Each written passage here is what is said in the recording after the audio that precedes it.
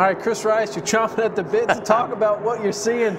Tell us what's going on right now, especially with the 95, 14, and 3. We saw a good battle right now. We saw a great battle, and what we're watching, we're still seeing single file racing right here. And the guys are trying to figure it out, but we did talk to Ty Dillon. Oh, as he gets in, almost into the 6, and his car had an arrow push right there, so it did not create a accident, but he had to lift. So when he lifted, as we seen the 3 and those guys drive by him, but we were talking about the 3 car and the 14 passing the 95. It took them a lap or so to get by him, but they worked the outside. And what I was excited about is it didn't drag the guys back. They were able to run side by side through the corner.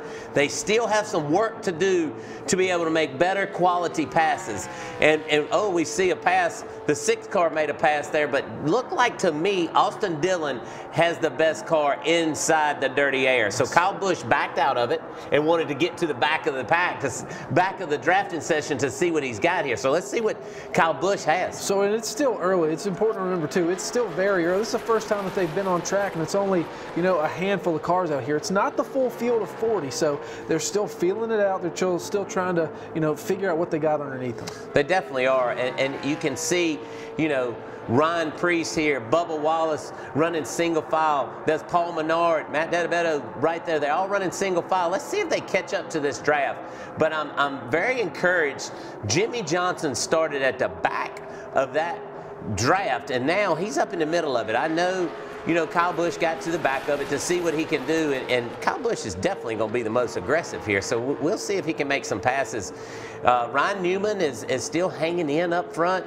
So let's see what we have here. Clint Boyer cannot make the pass on the bottom, and that's because of the momentum on the outside. So the guy on the outside was able to stay in the gas longer. He was able to have momentum driving off the corner. So we'll see if Clint can make the pass. Now we're getting what we call into deep of the run. We're 5, 6, 8 laps into the run. How much are the guys lifting? We've seen Brad Keselowski drive away from it. He drove away from the draft now with, looks like Austin Dillon chasing him. So we'll see if those guys can catch back up to him, and that's what NASCAR is trying to create here. They're not trying to create something where they run double abreast all the way back through the field. They're trying to create to where, see if these guys can catch up with the next guy. You know, so let's see if it happens. Kyle Busch is still making his way back through the field. Imagine that, right?